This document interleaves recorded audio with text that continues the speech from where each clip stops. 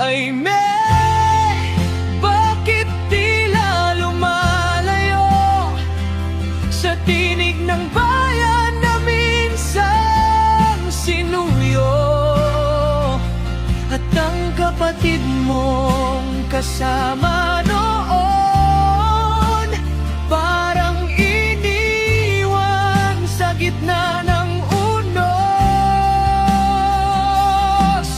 Hindi ito awit ng galit o ganti, kundi panawagang sana'y muling magbalik, pagkat ang bayan ay higit sa pangalan, at ang pamilya ay di dapat talikuran.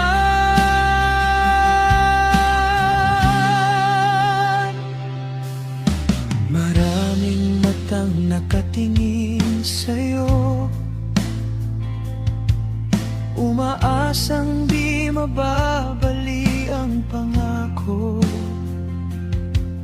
Ngunit ang tiwala'y madaling masira